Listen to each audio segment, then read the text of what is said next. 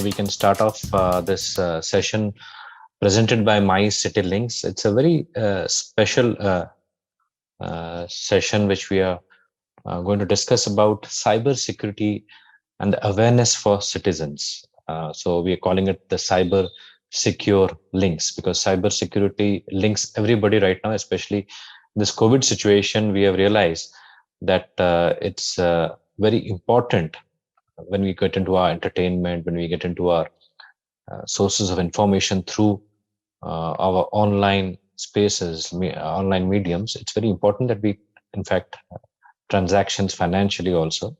So I'm not an expert. I'm just the editor of My City Links, which is a magazine which talks about positive issues, about issues which concerns people in general. So this late afternoon, we're going to discuss about cybersecurity, and we got some amazing people in the panel this afternoon. And we have Shri Amitindranath Sinha, who's the IG of Police CID and Crime Branch, Odisha. We have Madam Ratnaboli Goraidinda, Deputy Director, General Cybersecurity and CISO, NIC, Delhi. We have Karmendra Kohli, who is the founder, CEO, and Director of Secure Eyes. And we have, of course, a famous national actor, Hollywood and Bollywood, Prakriti Mishra. And we have an amazing panel. We have great guests here, and we're going to discuss about a very a topic which concerns all of us. It sometimes may look like rocket science to a lot of people, but we are trying to unravel this rocket science. So we will first start off with Karmendra, who is a amazing young entrepreneur who has taken cybersecurity to the global level and consults and works for a lot of organizations and people across the world. So we are very happy to have Karmendra here. So Karmendra, we can start off with the opening remarks from you about cybersecurity and how important awareness of cybersecurity is for the general citizens is. Thank you. Yes. Thank you so much, Sanu. And thank you very much for inviting me to this forum along with respected co-panelists, Ratnaboli ma'am and Mr. Sinha and Prakriti Mishra. So it's really amazing to be part of this initiative to create awareness for general citizens on cybersecurity matters. So one of the things which, and I've been into this field for about close to 20 plus years, seen cybersecurity from the time it kind of initiated in India, in the Indian context, and it is extremely relevant today, is what I can say.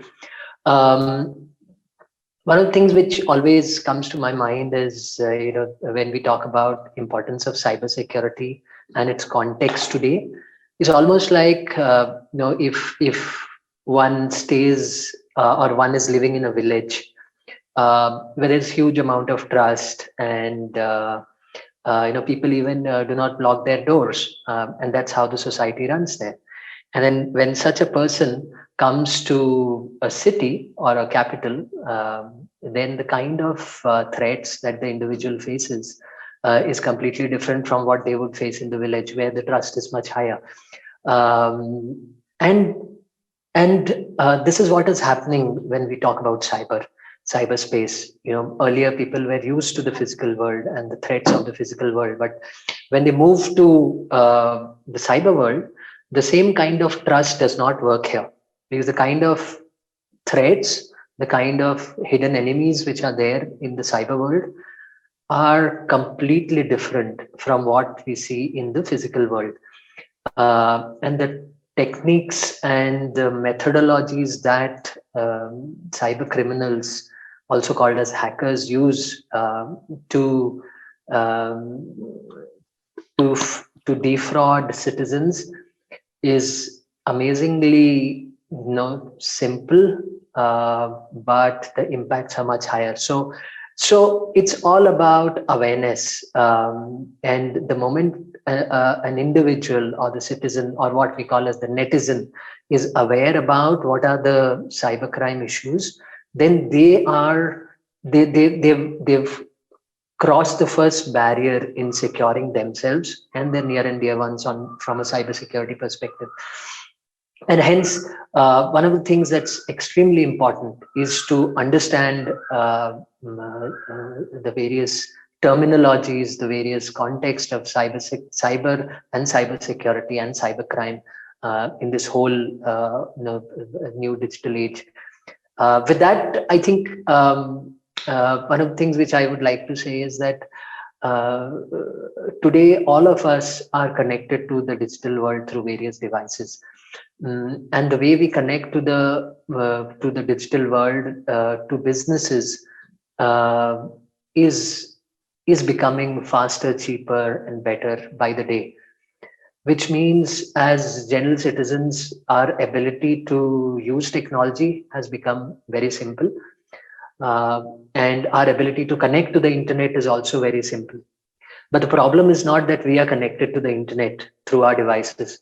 The problem is that the internet is also connected to us, which means a malicious user or a hacker sitting anywhere around the world can now target us as individuals. So hence, when I say the enemy in the cyber world is hidden from this perspective. So that's what I would like to start with, and over to you, Sanu, for taking the session ahead. Thank you so much, Karmender. These are just the opening remarks, and you are the real expert, and you've seen things literally in and out in the cybersecurity world, and the whole space has become so important, not only for the government or even the private sector corporates, but for every individual. Cybersecurity is something which we need to connect with. I would now request our esteemed guest, Shri Amitendra Nath Sinha, who's the IG of Police, CID and Crime Branch, Odisha, who has, of course, a lot of experience in the police force, and now cybersecurity is something which has become a part and parcel of policing. So it's new, but not only the people in police, but everybody around has to grapple with this situation. So I would request Shri Sinha to give his perspective from moving from the physical policing to the cyber security policing, which I'm sure it's a tough job, creating awareness and trying to tell people how do they grapple with the situation, how do they approach our law enforcement authorities. Sometimes they do not even know that the police is also quite aware and they're ready to support and help. So cybersecurity is something which we need to not only create an awareness, but also we need to know what the situation is, and you are the best person because you're dealing with the people day in and day out, sir Mr. Sinha. Thank you, Sanu, for having me on the webinar. Esteemed co-panelist and Mr. Karmender, who introduced the entire concept of cyber awareness. As Sanu has said, the transition from a regular policing to digital policing has been extremely challenging for all of us. The reason is very simple, and all of us need to understand that this is one crime which is ever evolving and changing. The modus operandi is changing, and it's not sure that today what has happened and the manner in which it has happened will happen tomorrow. Another aspect which your esteemed viewers need to appreciate is that both the user and the hacker have anonymity to a large extent on this digital space. And hence, unlike the normal practice in which police identifies an accused, getting the identity of the person in the digital space is really very, very difficult.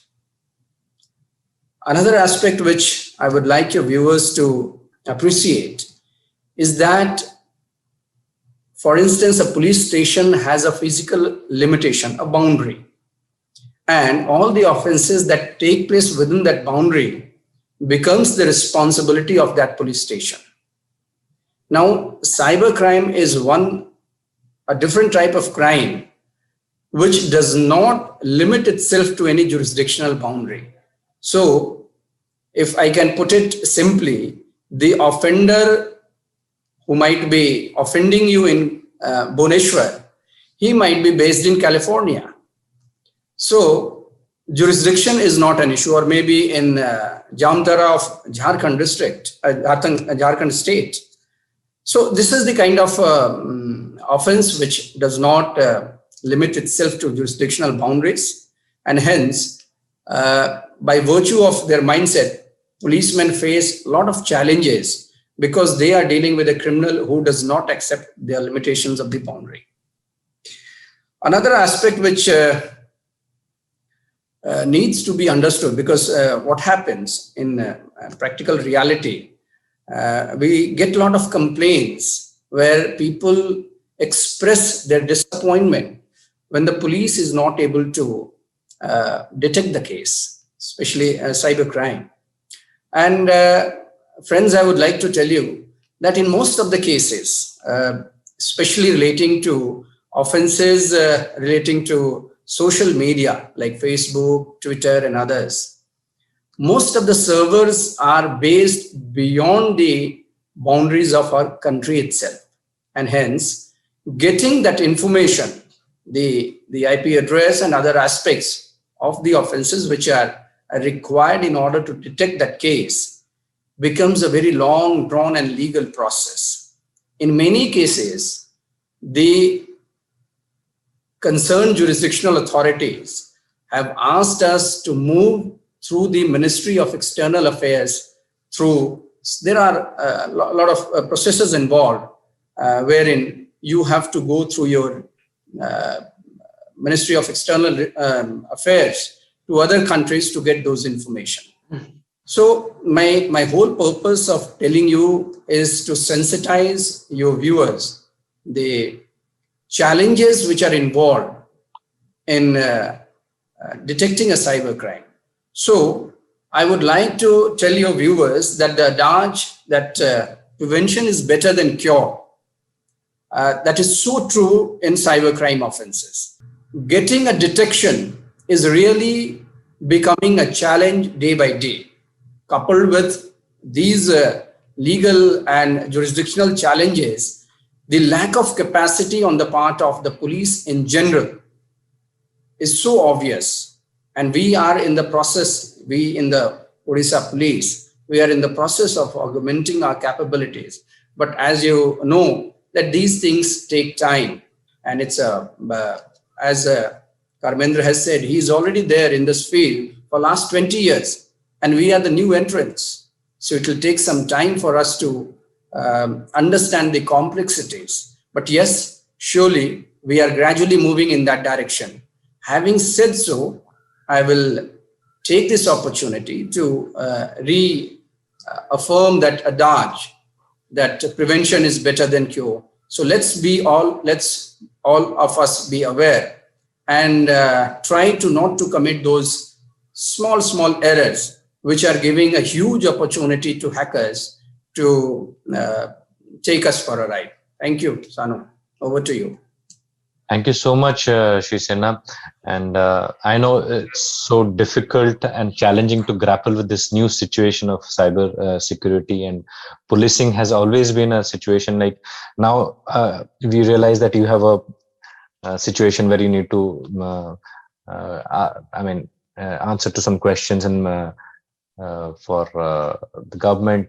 And so you need to, so policing, everything is so unpredictable, and cybersecurity makes it still more challenging. So we'll come back to you, of course, as and when you can come back to the session. Now I would request a very important person, and we thank us so much that Madam Ratnaboli Dinda, Deputy Director General Cybersecurity and CISO NIC, she's with us. And we want a national perspective. And Madam, what are the measures that Government of India is now taking to ensure that ongoing cyber security of citizen data, which is now become a situation, is citizen data that is accessible on the internet. How do we safeguard that? So that would be the first question which would pose to you. Welcome, madam. Thank you, Shanu, for having me here. And I think it started off very well with the way cybercrime and cybersecurity has evolved over the last few years. The government also, in the same way, has taken various steps to see to it that the government system is secure enough so far as data of citizens within the government is concerned. You have to realize one thing, that years back when the government systems got internet enabled, they were mostly disseminating systems. So there was not much citizen interaction in those systems. But as we have gone over these past few years, and there has been a large boom, especially during the pandemic times also, there has been a lot of movement into systems where the citizen has more of interaction with the system to enable him or her to undertake whatever activity they want to undertake, to get benefits. We are all, of course, familiar with so much online activity that we are now into, things like online shopping, all our payments that we are doing online. Likewise, the government systems also have various interfaces for the citizen to be able to do activities interactively. So it's not just informational, but an interactive system that we have in place. So courtesy that, it has become very necessary to look into the security requirement, because there's a lot of personal information that would be involved, which obviously is sacrosanct, and availability of such personal information to the fraudsters or the hackers would certainly create problems. So the government has a lot of investments, I would say, in the form of technology, in the form of people, in the form of processes. So in cybersecurity parlance, we call it the TPP of requirements. That's technology, processes, and people. So likewise, the government realizes the importance of investing in cybersecurity so far as monetarily it is concerned, or the technology that is in place. So when I talk about technology, it is not only technology which is to help us to access information, but also see to it that the information is secured at different instances.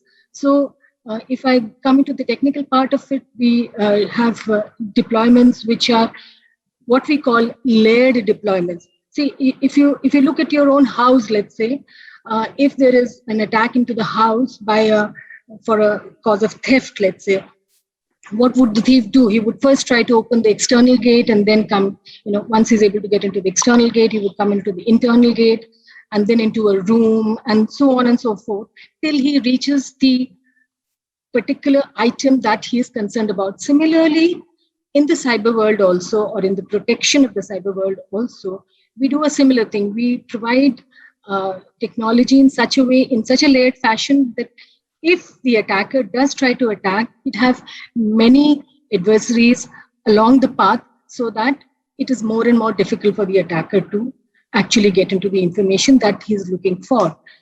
And vis-a-vis that is also the processes that are in place.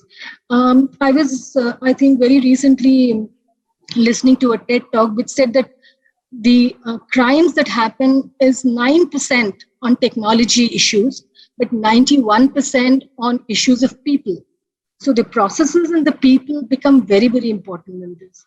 So however much you might deploy in technology, it is very necessary to have policies. The government has its own cybersecurity policies, which is to be followed by not only people like us who provide data center services, or the hosting services as we call them, but also by individual departments within the government, so that each personality or each person who's working on a simple computer system also follows certain methodologies or processes or guidelines, so that he or she is secure, or he or she manages to keep their systems secure. Because anything that is insecure within this whole gamut of networks, systems, and client machines, a single system could be the cause of the malicious activity within a large framework. So that is one thing. Besides that, what is also very necessary, we were talking about awareness building. So building awareness amongst all the personnel within the government becomes of prime importance.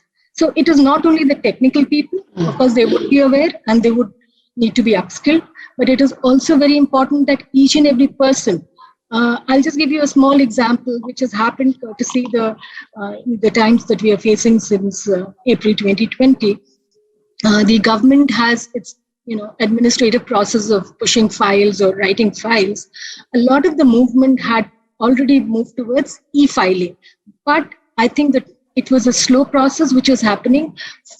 Because of this kind of an untoward situation, we have moved into this process of electronic filing at a very fast pace since the last year, and that has made it, it has made it important for everybody, whether it is a clerical staff, whether it is an administrative staff, to see to it that they're able to do this kind of an activity, which is of a great importance within the government, machinery movement or working culture. So they have to do this system through electronic method.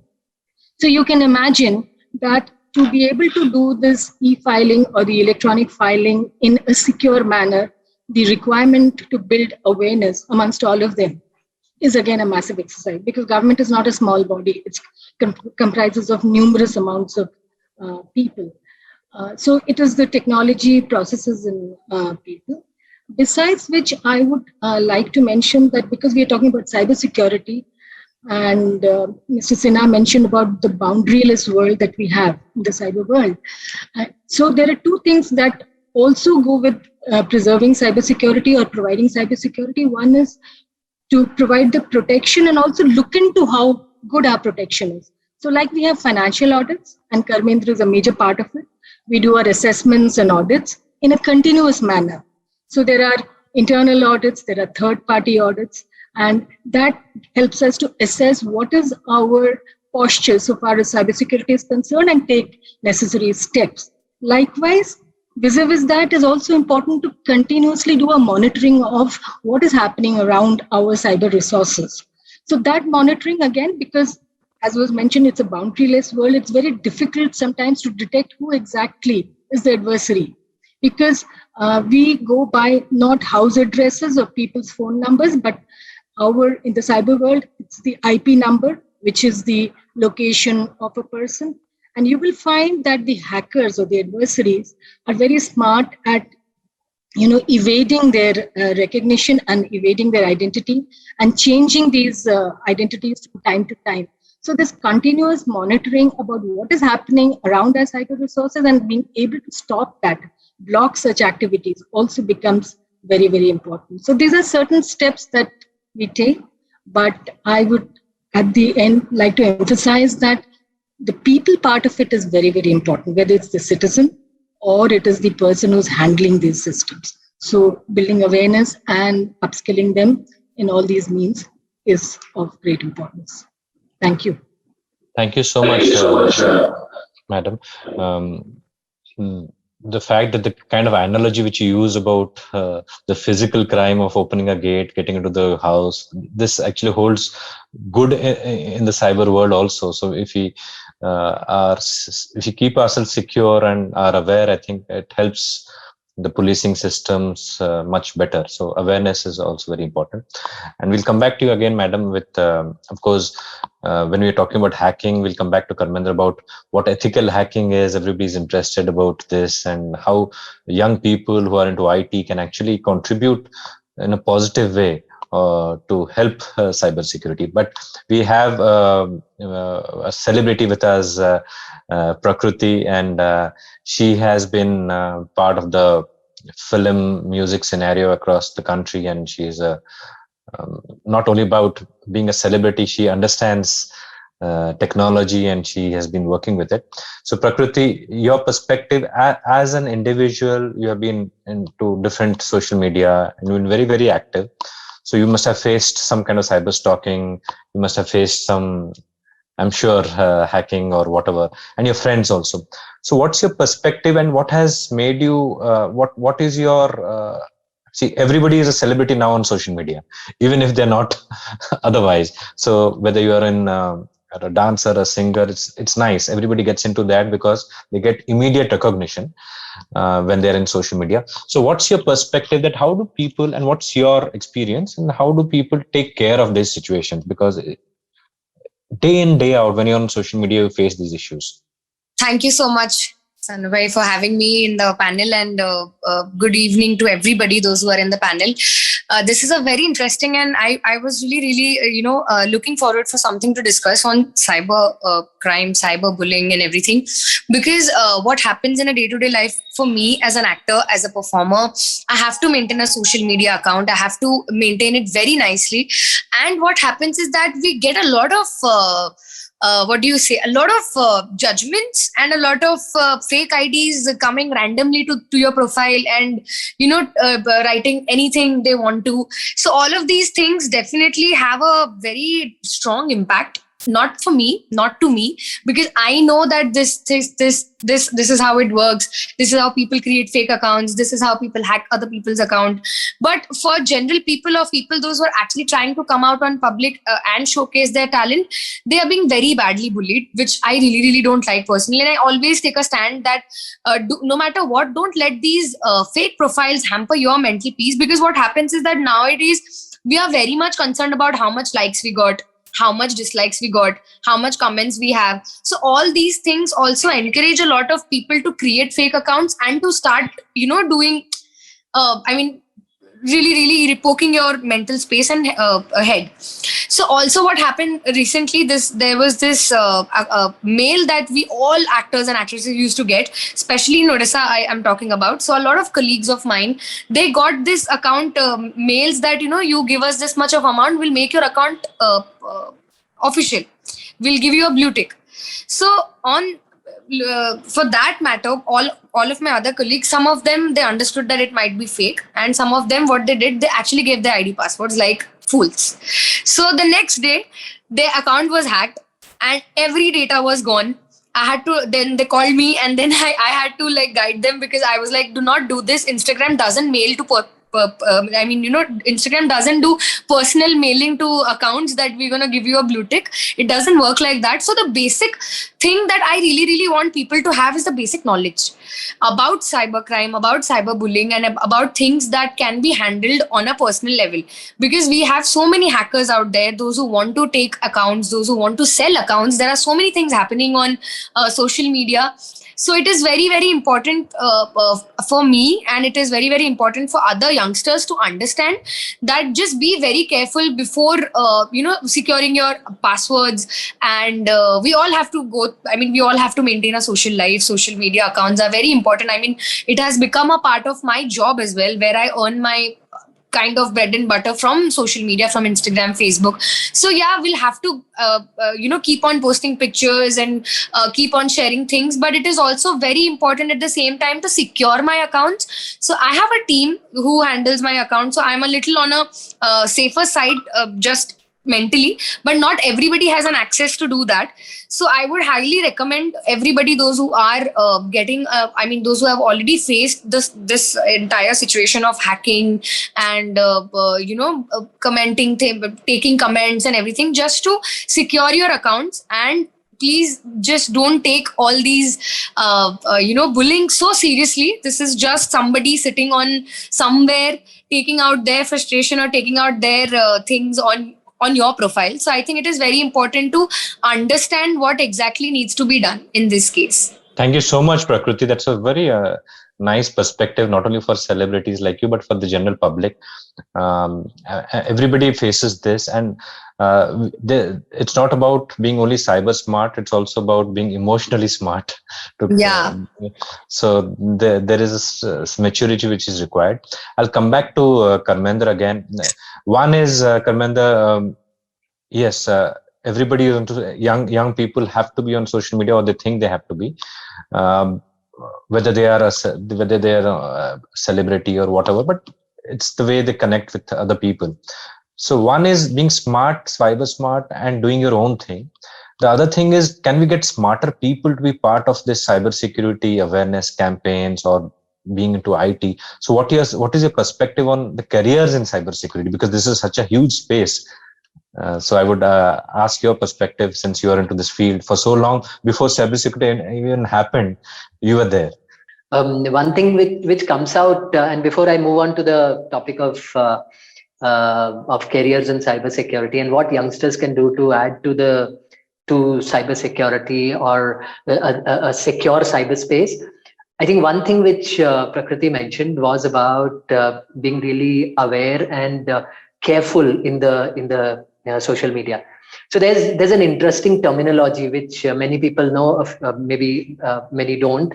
It's called social engineering, and this is what typically hackers do. When they have to target an individual, and there are, in total, three things that the hacker actually targets at. And the reason why it's called social engineering is because it targets the inherent the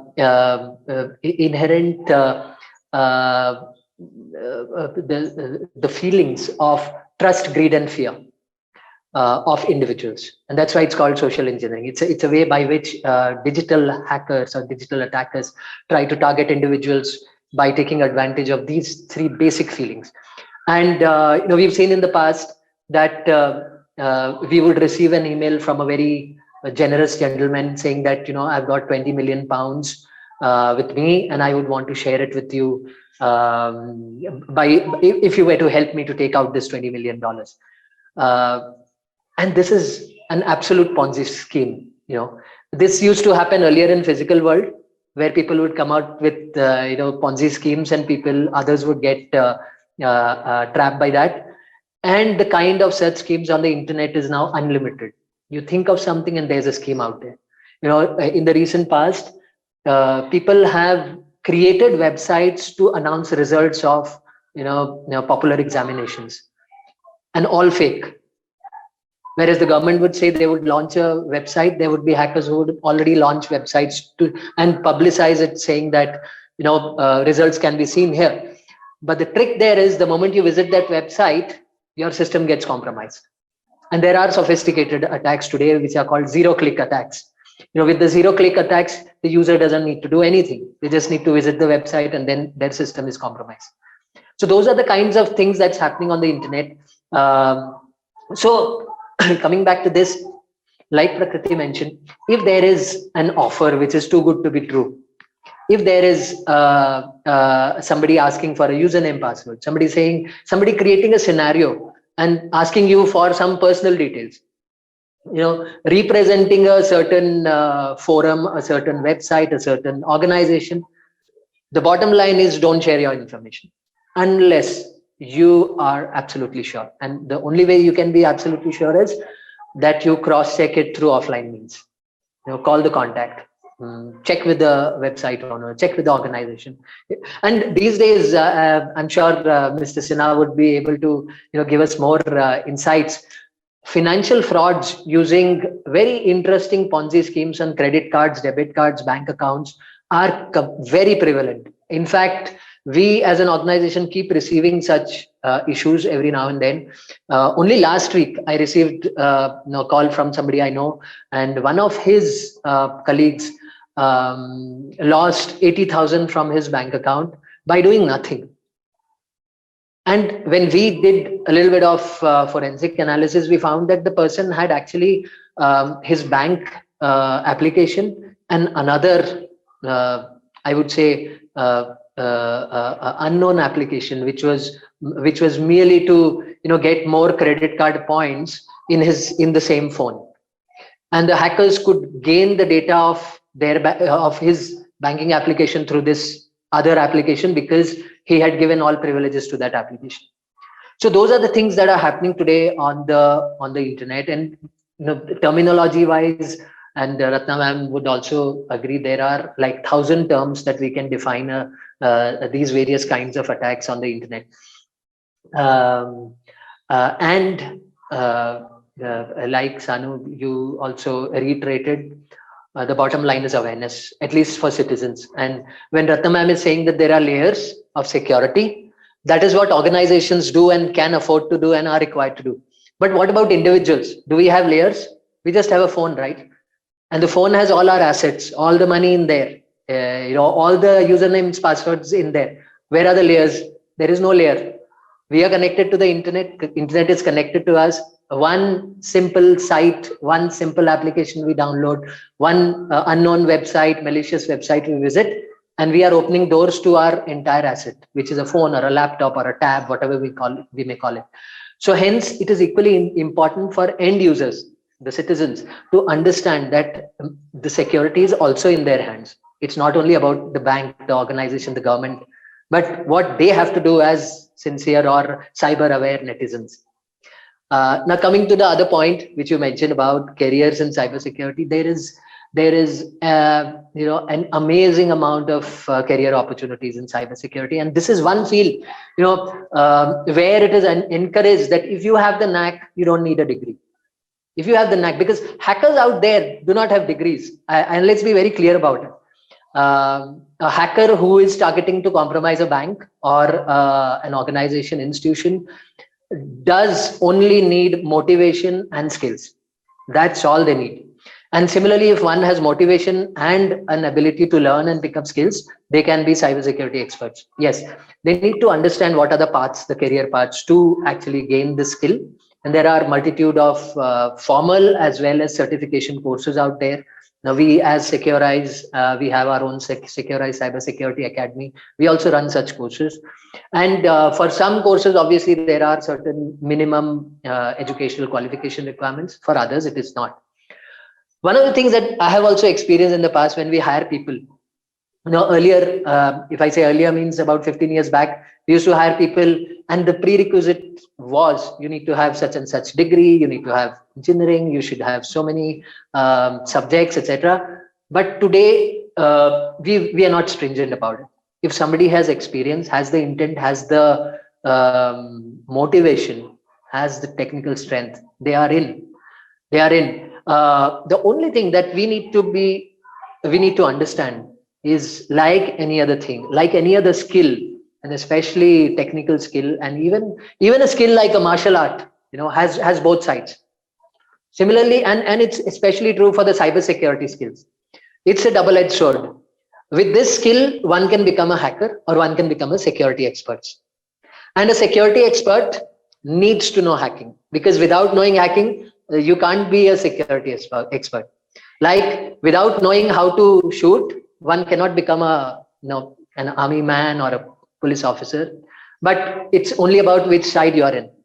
So from that perspective, like I said, if one is interested, is motivated, is keen on learning and understanding technical foundations of technology and cybersecurity, then there's a huge requirement today. I think the demand and supply in cybersecurity has a huge gap, and it's a green field for people who want to get into this field. And like I said, large amounts of certification courses can boot up a person. They can join an organization and then build up on their career.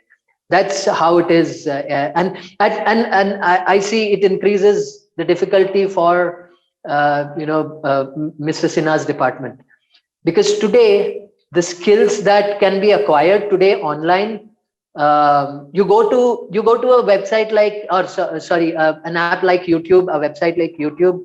There's a website called SecurityTube. I don't know how many of you know about it. And SecurityTube hosts videos only about security and hacking. Similarly, there are dedicated websites out there which only post videos and tutorials about hacking, which means anybody on the internet looking to either become a security expert or a hacker has numerous ways and means to acquire these skills. So that's how I would put this, Sanu, and over to you. Thank you so much. And Mr. Sinha is also back in the panel. Taking this ahead, I know there's a challenge because he already has so many people with him who need to retrain themselves about cyber security and all that. But there's so many opportunities. So, sir, is this a challenge, or do you think there's an opportunity for our own police force, whether you get new people to come into the system or the people who are already there to retrain and understand the cyber security system and help other people? Yeah, Sanu, thank you. I'm glad to be back. Yes, it's a challenge as well as an opportunity, not only for police, as Armendra said, for everybody, including police. Now, just for because since Karmendra has painted a picture wherein it's a little gloomy that anybody and everybody. But let me share with the viewers that most of the crimes which are taking place on a day-to-day basis are very, very simple and basic cyber crimes. And most of them can be prevented. The beauty is that most of them can be prevented. Of course, there are crime of the type of colonial pipeline, which wherein the entire system of colonial pipeline was hacked by the hackers, and as a ransom they had to pay Bitcoin coins. So that's all in a different league altogether. But for Odisha, suffices to say that the crimes are very, very basic, and most of them can be prevented. And I would also like to just give a picture to your viewers that the governments across the states, including the central government, is now very, very serious to this rising challenge. And you will be pleased to know that the government has set up a task force which came up with an idea called I4C, that is called Cyber Crime Coordination Center. So they have identified a few fundamental pillars on which the different specialized units are working. And they have come up with some real good things, including it was launched in 2019, that is called Cyber Crime Reporting Portal. Now, any person sitting at the luxury of his home can report a cyber crime on that cyber crime reporting portal, irrespective of the place where it has taken. So jurisdiction now has no issue as far as reporting is concerned. And your viewers can jolly well log on to the cybercrime.gov in and go to the portal and submit their grievances in a written form. They will ask a few aspects wherein your viewers have to fill it, or any victim of the cybercrime has to fill in. And the same will be forwarded to the state concern, which normally where the CIDCB becomes the nodal authority for taking cognizance of such crimes. Besides that, the government has also come up with a toll-free helpline. I'm sure your viewers might be knowing it. Just to reiterate, it is 155260. So any victim taking the help of these mechanisms can report their incidents. Another aspect which has come up is just a corollary to I4C, that is called R4C, that is Regional Cyber Crime Coordination Center. So each state now is not only upgrading its capability, but since the jurisdictional issues are now obliterated, now they are trying to seamlessly coordinate with each other. And Government of India has recently formed various interstate investigation groups so as to give a fillip to the investigation process, because one state police going to another state again becomes a challenge of coordination. So the governments across the board are now realizing the gravity of the challenge and are coming with some really good solutions to the problem. And in days to come, I foresee a brighter future for police authorities, or rather law enforcement agencies, and a difficult time for the lawbreakers. Not for the cyber stalkers or cyber bullies, but for people who are celebrities who need to be in the cyberspace. If you ask Karmender, he had always said never be in cyberspace, just move out of it. So that was a very radical view, and he has held on to it. It's been difficult for all of us who work online and have clients.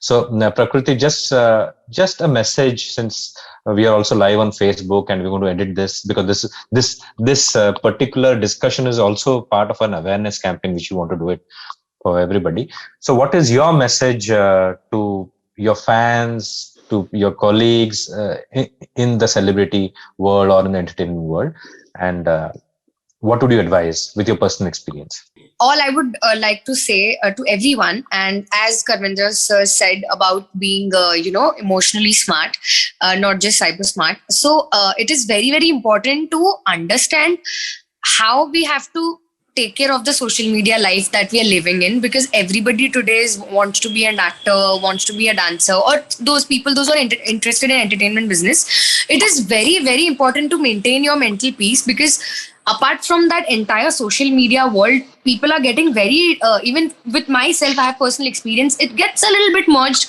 because we get affected by social media world, which is a little dangerous. So I would really, really request everybody, to all the youngsters, to kind of have a balance, to not to be so much active. I mean, not to be completely on the phone all the time, because what it does, it's like a glue. I mean, it's just there, and we keep on scrolling, we keep on seeing other people's every feed, everything, it just goes on.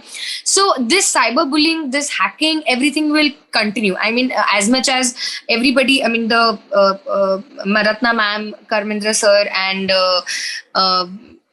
Sinha sir, everybody, I mean, they are all there. Definitely, we have numbers, we have everything, but we really can't stop people. Those who want to create mess. What we can do as individuals is to protect ourselves from getting into that mess. So don't get excited when you see a mail coming that your account will be official, your account will be verified, and you right away click that link and your entire data is vanished. So don't get into that trap, and just go with your own pace. You don't have to run. There's no competition going on.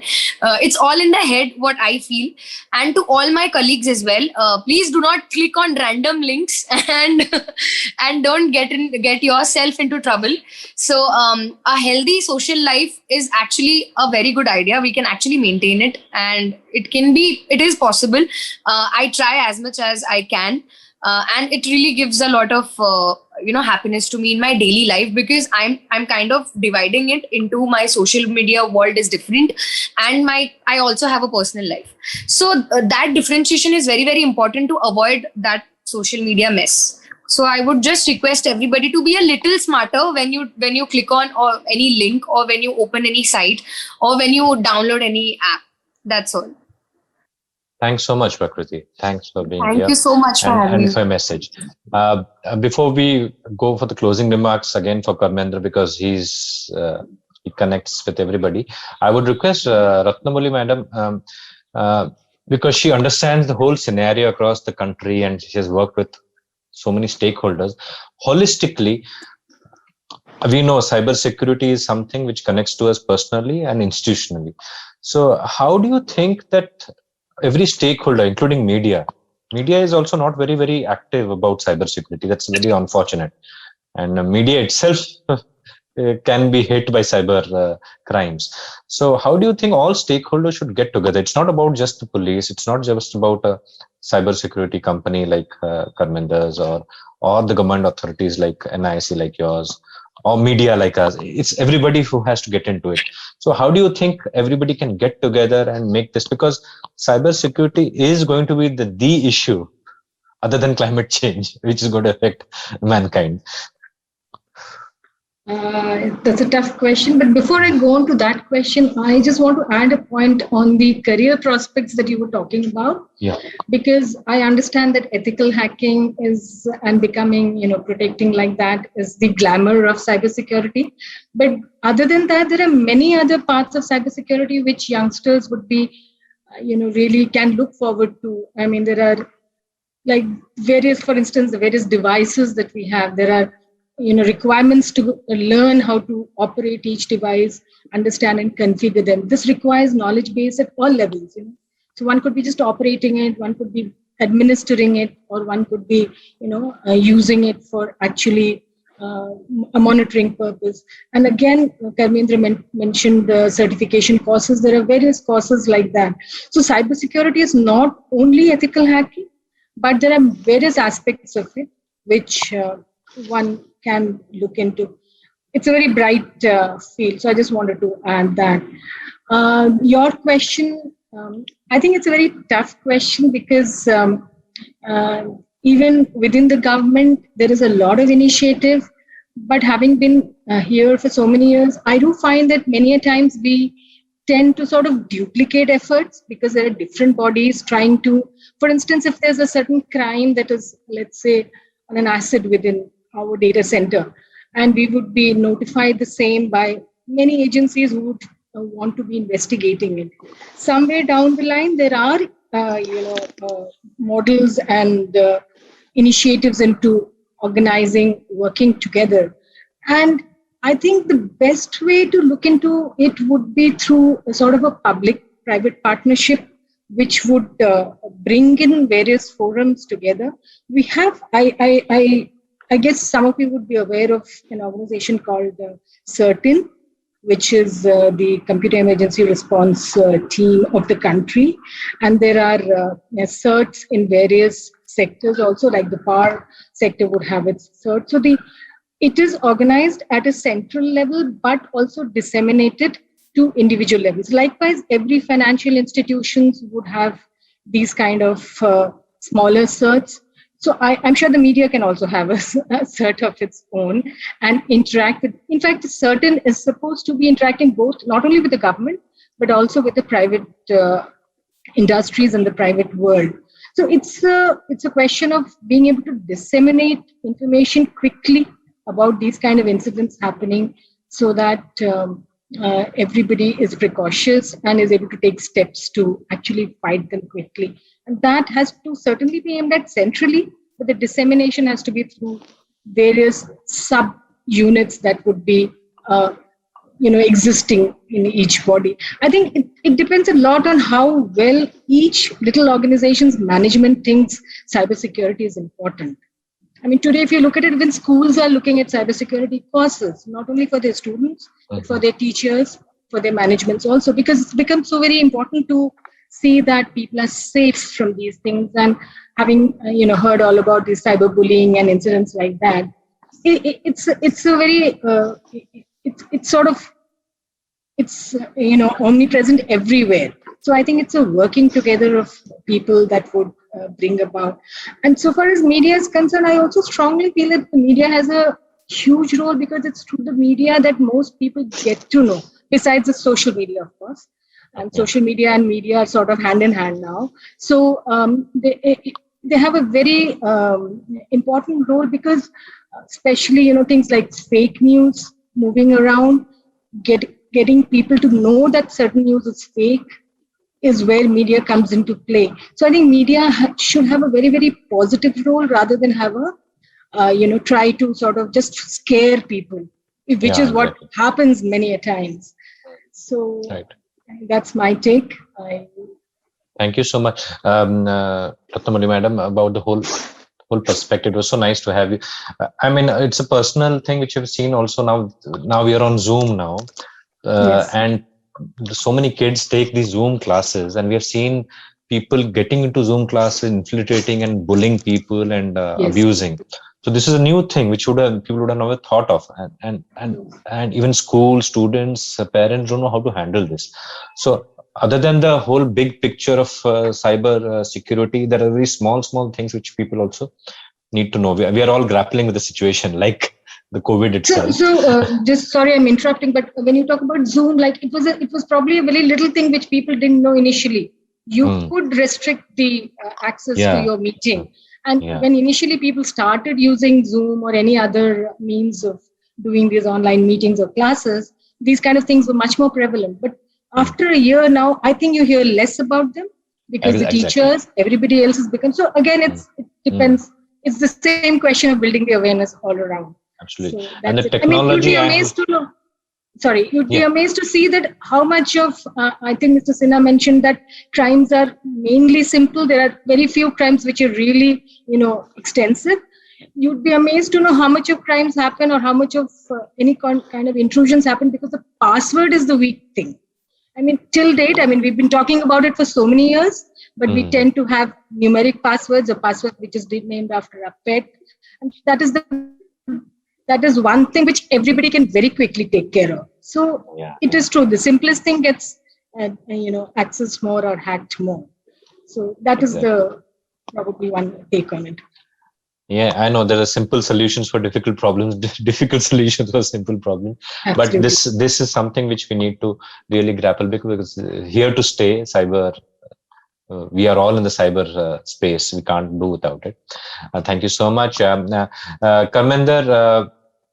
This is your initiative. You wanted something like this to happen, and that's why we got on. And I'm sure this is going to be a series, because there's no end to this. Creating awareness. We are so happy we had this amazing eclectic panelists, and they'll be always there with us when we take it forward. So your closing remarks, and what would you like to say, that how do we take this forward? I mean, cybersecurity as an issue has to be taken up by everybody. It's not an individual problem. It's not a government problem. It's everybody's issue. Yeah, thank you, Sanu. And like you mentioned, in our cybersecurity world, also it is said that cybersecurity is everyone's responsibility. That is the first thing, and the second basic tenet is that one cannot be 100% cyber safe. I think that's a base. Now it is only about, like Ratna ma'am mentioned, how difficult we make it for the bad guys to materialize a cybercrime, and that can only come through such such sessions, such awareness initiatives, both at this level, like you being a media house, you are doing this. Similarly, at the government level, government is also taking a lot of initiatives on awareness. Similarly, at the law enforcement level, spreading awareness through various modes and channels about cybersecurity is certainly going to help. And I've seen such interventions from various police or law enforcement agencies among various states, where they post very interesting videos, very practical scenarios. But then the thing is, it has to be a continuous process. It can't be a one-time intervention and we are done with it, because that's not how cybersecurity is gonna be inculcated in the larger environment and the larger citizen space. And I think the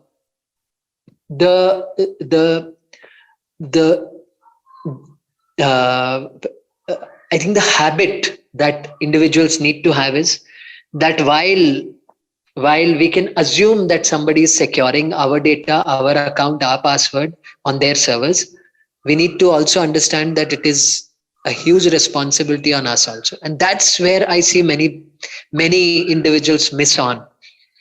They think that their the organization with which they are digitally dealing is taking care of everything. They are doing their best, but what about you as one of the key stakeholders? And I think that's the underpinning statement of this entire forum, and that becoming cyber aware is a continuous process. Becoming aware about the latest threats and techniques which attackers use on individual citizens is very important to be aware of, and to be aware of how to use those basic hygiene measures to ensure that we are keeping secure. Some of the things which I think I would like to point out is that one is only get connected to the internet if necessary. Don't keep your systems on internet while you sleep. It is not needed. Use only the apps that you require. Other apps can simply be deleted, and whenever you need it, just download and install them. Today, bandwidth is not an issue. For your systems where you conduct your financial transactions or important transactions, whether it's a system, a mobile app, a tab, etc., keep that system a little cleaner, which means do not install unnecessary apps on those devices. If you can, then have another device to have all your other, whether games or whether retail apps or food apps, etc., etc. I'm not saying they are insecure. What I'm saying is the opportunity of an attacker to compromise your device becomes lesser if your footprint is less. And that's the basic, I think in the physical world also, that's the basic thing.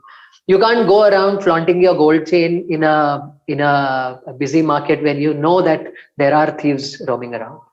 So similarly, in the cyber world, don't have everything in one device so that when you are conducting your banking transactions, somebody else can snoop into that banking transaction.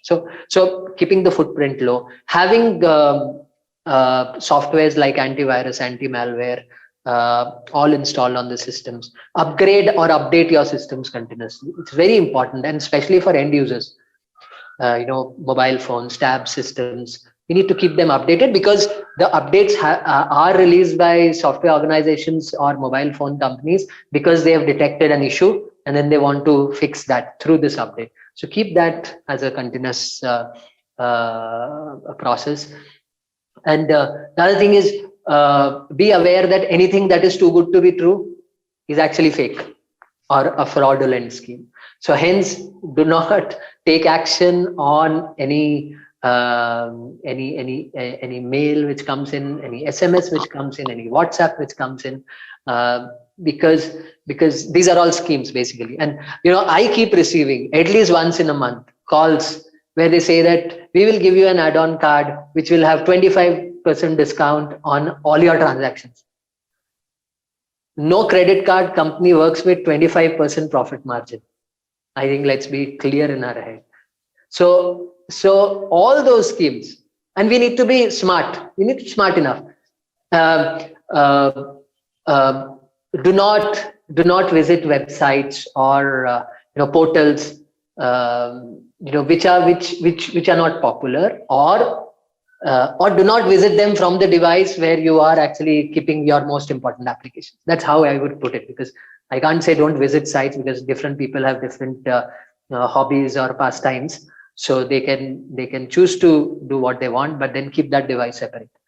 So these are few of the tips, and I would request if Ratna ma'am also has any simple hygiene tips, she could also add to this. And I'm sure she's seen so much in her career about cybersecurity, so she can add value to this as well. Well, I think you've mentioned most of it. I mean, do not open links, especially those small links, and check on whether those links are actually, valid links, because we tend to do that quickly. And one of the latest things that we have all been seeing in the cyber world today is messages from people the CEO of the company is sending you a message, or somebody. Earlier, it used to be an enticing message saying for instance, there was one message to a group of army people saying that all their children would get free education, but that was the phishing mail, which obviously was carrying a malware. A similar thing now comes in. The latest I remember is of in one of our messaging systems, which was supposed to upgrade with a little bit of a software, which was supposed to be sent out to everybody. It came as a message from somebody who posed as a messaging administrator saying you download this from this particular link.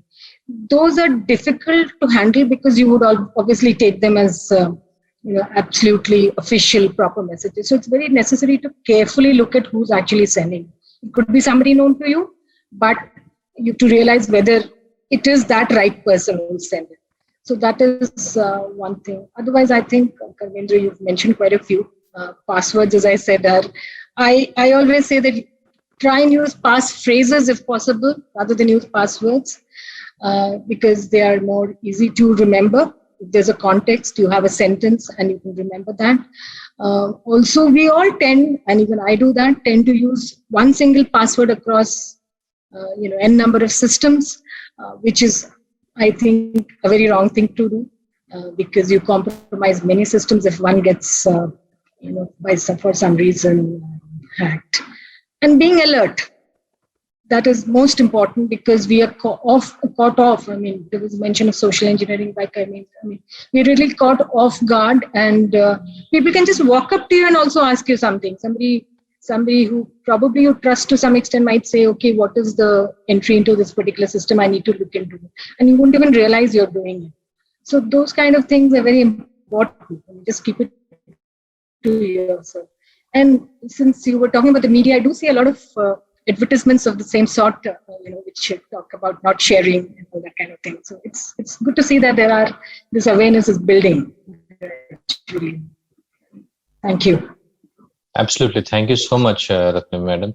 I would thank all our panelists, Madam Ratnamalli Gorai Dinda, Shri N. Sinha ji, Karmendra, and of course, Prakriti, and all our audience who have come on live here. We're also broadcasting on Facebook, My City Links Live, and we want to edit this and also showcase this session again and again, because this is so important. It is so important for not only the general public, but all institutions. It has been a pleasure and so informative to have all of you here and such a nice audience. And this is just the beginning of the series, which we want to keep on doing, because it doesn't end here. Cybersecurity, cyber crimes are ever evolving, and we need to come back. And we have had a very subjective discussion, holistic discussion, and also we have come out with pointers from Karmendra and Ratnamalli Madam about how to be personally hygienic about cybercrime. So there's a lot of takeaways from this session, and sorry for some technical glitches which happened in the beginning, but I think we have achieved what we wanted to in more than enough ways. So thank you everybody, all the panelists, everybody. We'll come back again with cyber secure links with more interesting topics and panelists who will come and advise us. Thank you so much, everybody.